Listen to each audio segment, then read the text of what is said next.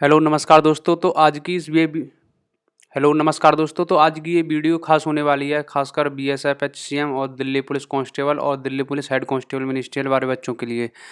तो जिन बच्चों ने इसमें फॉर्म भरा है तो उसके लिए मैं बता देता हूँ कि इसमें बीएसएफ हेड कांस्टेबल में इसके 10 क्वेश्चन 20 क्वेश्चन आते हैं और दिल्ली पुलिस कांस्टेबल में कंप्यूटर के 10 क्वेश्चन आते हैं और दिल्ली पुलिस कांस्टेबल में भी ऐसे ही कंप्यूटर का ठीक ठाक वेटेज है।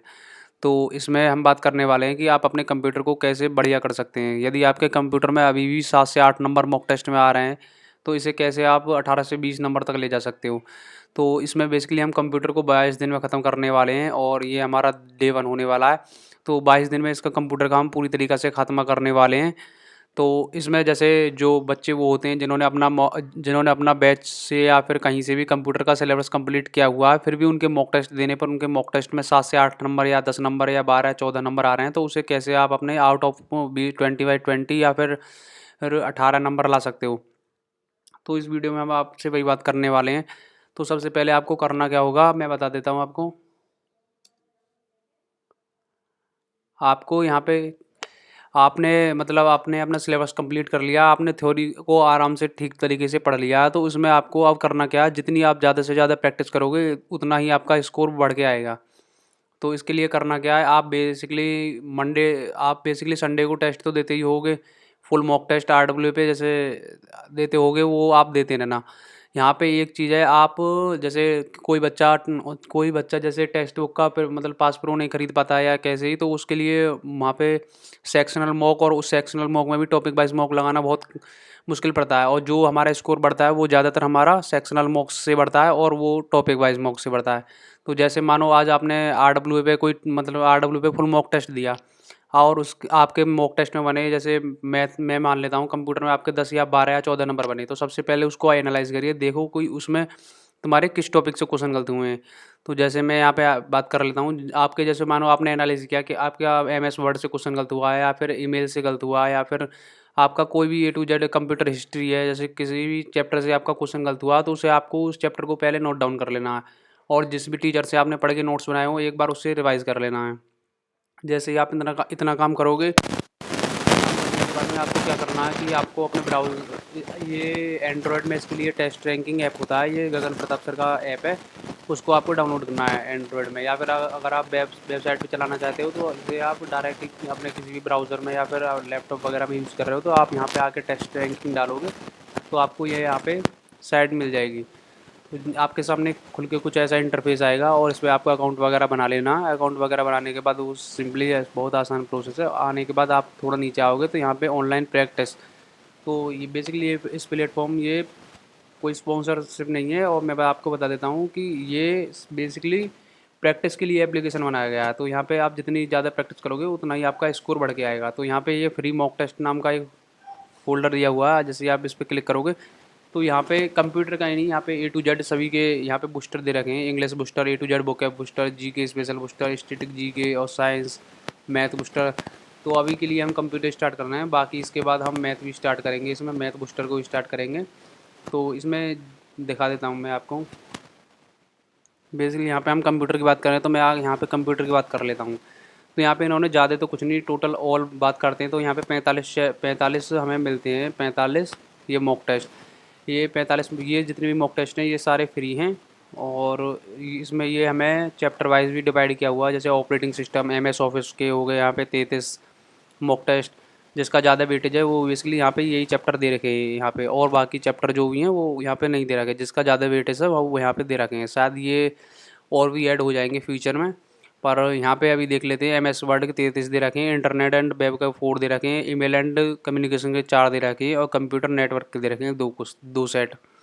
तो जैसे मानो आप आज आपने अपना मॉक टेस्ट एनालिसिस किया, आपको पता चला कि मेरा एमएस वर्ड से कोई क्वेश्चन गलत है, तो एमएस वर्ड में आपको आना है और यहाँ पे जैसे इसमें 25 क्वेश्चन का एक सेट दे रखा है एमएस ऑफिस का। ये एमएस ऑफिस में मतलब एमएस एक्सेल आ जाएगा, पावर पॉइंट आ जाएगा और वर्ड आ जाएगा। ये 25 क्वेश्चन है, 50 मार्क्स के क्वेश्चन दे रखे हैं और 15 मिनट में आपको इन्हें सॉल्व करना है, ठीक है। तो मैं आपको लगा के दिखा देता हूँ। जैसे मैं ईमेल एंड कम्युनिकेशन टूल्स इसका एक सेट लगाता हूँ, तो यहाँ पे 25 क्वेश्चन दे रखे हैं, या मैंने आपको बात बता भी दी। और यहाँ पे आप स्टार्ट नाउ पे क्लिक करेंगे तो आपके सामने कुछ ये इंटरफेस आएगा।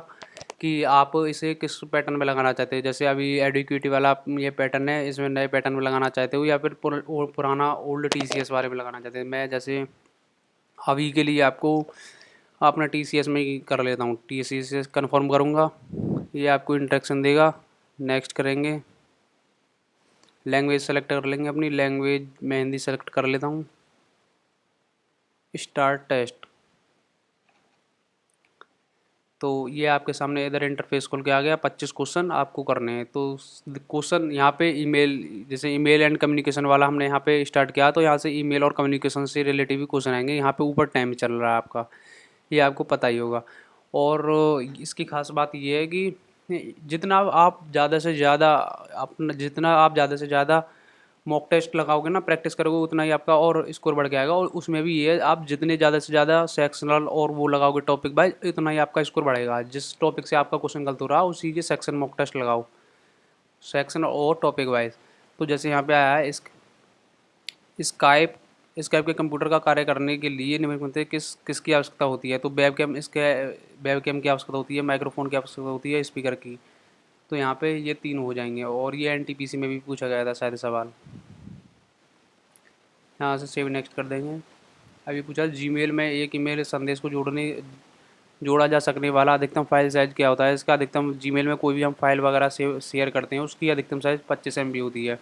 अगर इससे ज़्यादा की अगर आप फाइल शेयर करते हो, वो ऑटोमेटिकली ड्राइव के फॉर्म में लिंक जाती है। ये आपको पता होना चाहिए। नेक्स्ट क्वेश्चन है, जीमेल को सॉर्ट करने के लिए सॉर्टिंग की तारीख चुनने के लिए आपको निम्न में से किस पर क्लिक करना चाहिए। तो ये अगर जो सॉर्टिंग तारीख चुनने के लिए आपको देखो, फ़िल्टर आइकन, फ़िल्टर करने के लिए होता है। वन डे ड्रॉप डाउन ये फ़िल्टर करने के लिए होता है। और जब ये डेट की बात कर रहा है तो date within field, date के फील्ड में हम इसे फ़िल्टर करेंगे। नेक्स्ट क्वेश्चन है, निम्नलिखित में से कौन सा एक लोकप्रिय ईमेल क्लाइंट सॉफ्टवेयर है। तो email client software Microsoft outlook है, ये माइक्रोसॉफ्ट वर्ड, तो ये वर्ड प्रोसेसर हो गया। एडोबे फोटोशॉप ये एडिटिंग हो गया। और मोजिला फायरफॉक्स ये हो गया वेब ब्राउज़र। तो यहाँ से बेसिकली आप ऐसे ऑप्शन एलिमिनेट भी करके और अपने आंसर को फाइंड कर सकते हो। नेक्स्ट क्वेश्चन है हमारा, किसी ईमेल के अनुलग्न अटैचमेंट हो सकता है डिजिटल, मतलब किसी ईमेल से हम।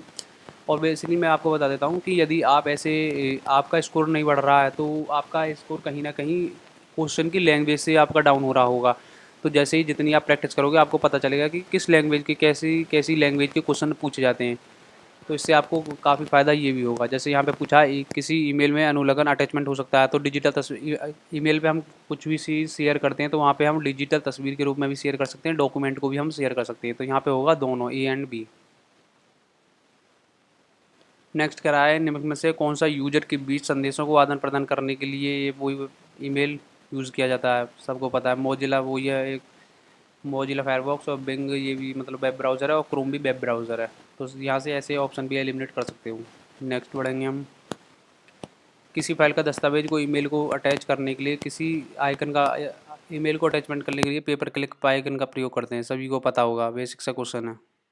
पेपर क्लिप आइकन, आपको यहाँ पे ध्यान देना। देखो अभी मैं गलत कर देता, पेन आइकन कर रहा मैं अभी।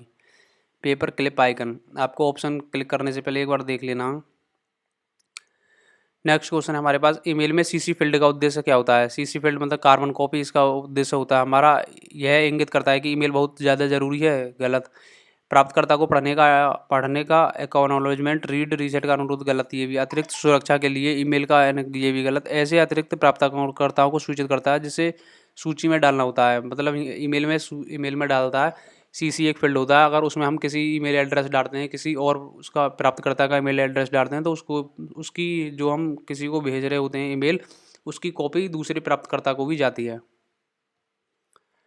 ईमेल लिखते समय आप उपयोगकर्ता के सब्जेक्ट फील्ड में क्या लिखना होता है। ईमेल का सब्जेक्ट लिखना होता है, सीधी सीधी सी बात है। प्रेषक, ये बोला है, प्राप्तकर्ता का ईमेल एड्रेस गलत है। प्रेषक का ईमेल एड्रेस गलत है। ईमेल को अधिक रोचक बनाने के लिए इसमें क्यों ही डालेंगे सब्जेक्ट में। ईमेल को मैसेज का मुख्य विषय लिखने के लिए, सबको पता होता है। स्पैम ईमेल को हैंडल करने के लिए निम्न में से कौन सा एक प्रभावी तरीका है।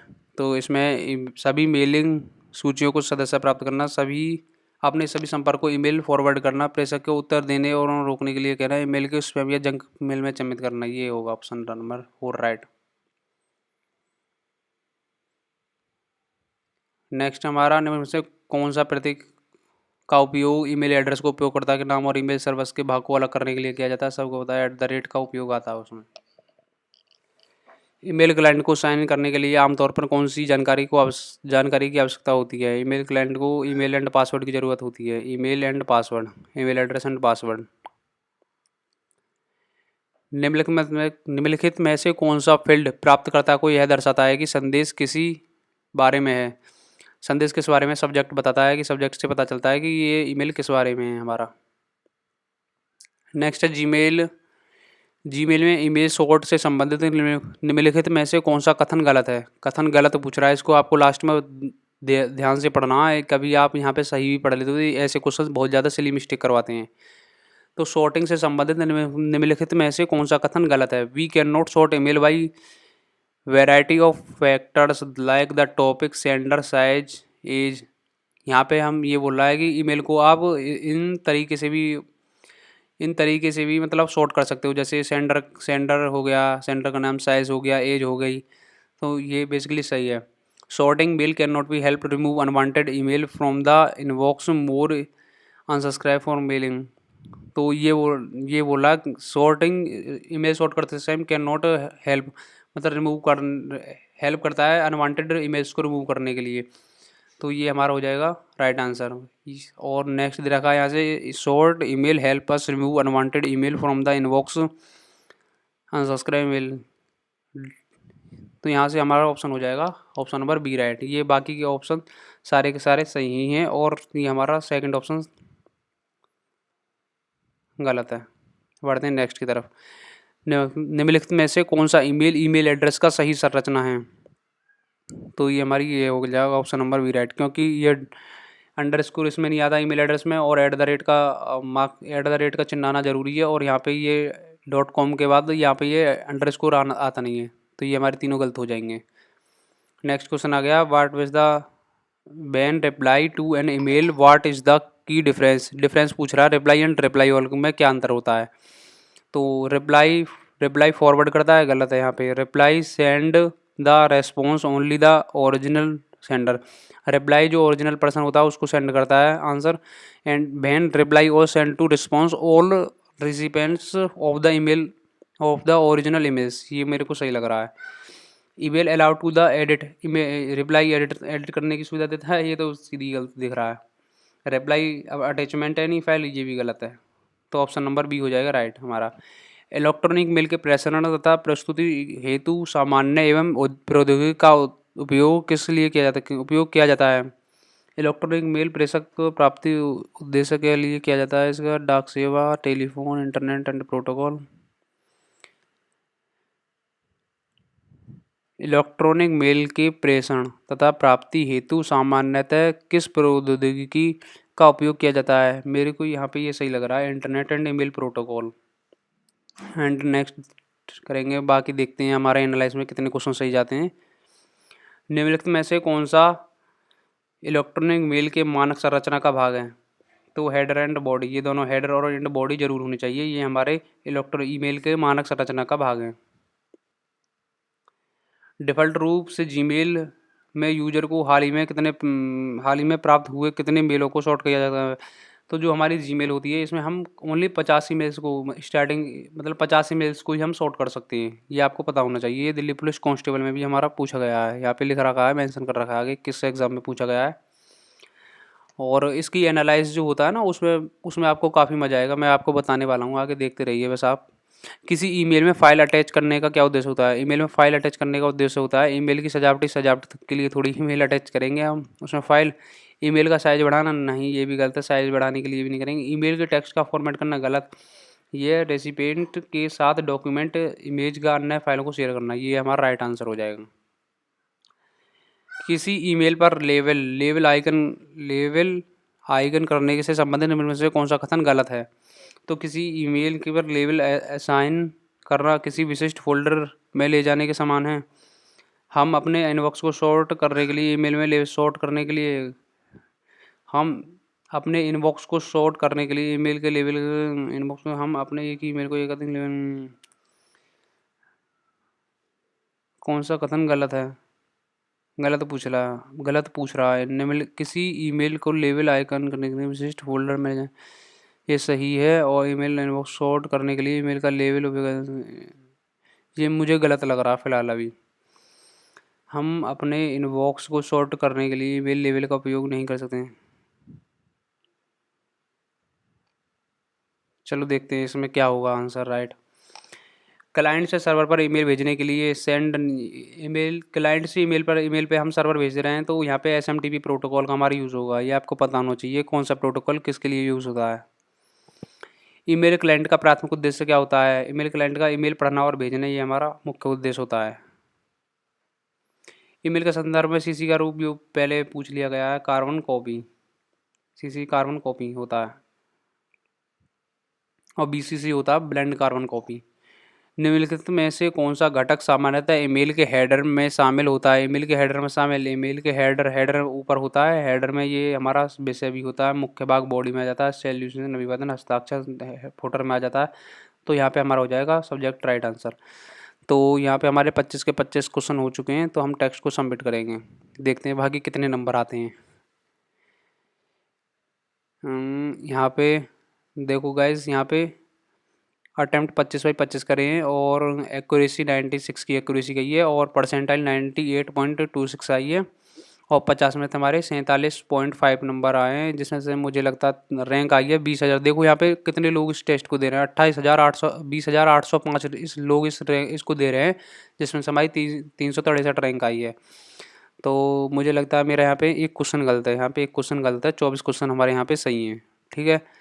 और यहाँ पे टॉपर से भी कंपैरिजन करने को मिल जाता है और यहाँ पे टॉपर भी दिखाता है, शायद 10 टॉपर दिखा रहा है। ये कौन कौन टॉपर आ चुके हैं? तो भाई ये टॉपर लोग हैं। एंड यहाँ पे दिखाता है आपका वीक टॉपिक क्या है और ये बोल रहा है no weak topic found. Average topic क्या है, स्ट्रॉन्ग टॉपिक ये आपको दिखाता है यहाँ पे। तो और यहाँ पे एनालाइज करने के लिए व्यू सॉल्यूशन पे जैसे ही आप क्लिक करोगे तो यहाँ पे आपको, हाँ, तो यहाँ पे दिखा रहा है ये हमारे सब चीज़ सही है, बस हमारे यहाँ पे एक किस्म का क्वेश्चन गलत हो गया है। यहाँ पे लैंग्वेज इंग्लिश दिखा रहा है, या लैंग्वेज आप यहाँ से चेंज कर सकते हो हिंदी। और यहाँ पे देखो क्या क्या चीज़ दिखाता है, ये दिखाता है एवरेज टाइम इस क्वेश्चन को के लिए 25 सेकंड लिया गया है और आपने मैंने जो लिया है इसके लिए 55 सेकंड लिया है। ओबियसली ये इसलिए लिया है कि मैं आपको बता रहा था इसे 61% लोगों ने इसे सही किया है, बाकी के इसे इनकरेक्ट किया है। नेक्स्ट, और नेक्स्ट यहाँ पे ये 77% ने सही किया है। एवरेज टाइम 14 है, मैंने 16 लिया है। ये अपना टाइम भी दिखाता है कि इसे आपको 22 सेकंड में कर देना चाहिए था पर आपने 28 सेकंड लिया। 32% ने ये सही किया है। ठीक है। तो और इससे थोड़ी बहुत जानकारी आप यहाँ पे पढ़ सकते हो। ये अभी मैंने डार्क मोड में कर रखा था तो ये अभी साफ दिख नहीं रहा है, शायद ये है डार्क मोड हटाने का ऑप्शन। यहाँ से आप देख सकते हो ईमेल में शॉर्ट के लिए तारीख चुनने के लिए डेट विद इन फील्ड का प्रयोग होना चाहिए, डेट विद इन फील्ड का, ऐसे आप देख सकते हो। मेरा बेसिकली मैं इसे डार्क मोड में करके रखता हूँ तो मैंने डार्क मोड में कर लेता हूँ इसे। मेरा 21वां क्वेश्चन गलत है। यहाँ पे देखो ये क्या कर रहा है, किसी ईमेल पर लेबल असाइन करने के निम्नलिखित में से कौन सा कथन गलत है?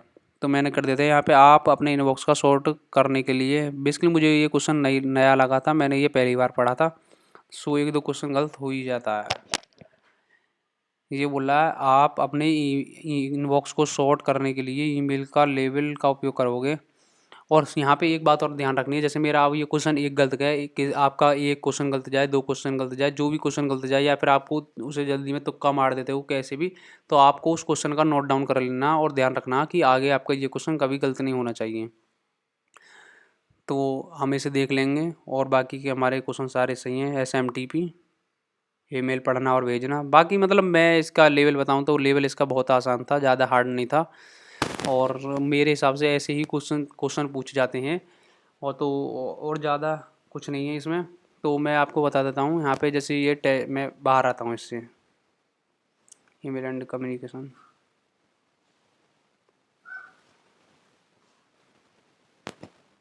एक मिनट में बाहर आता हूँ इससे।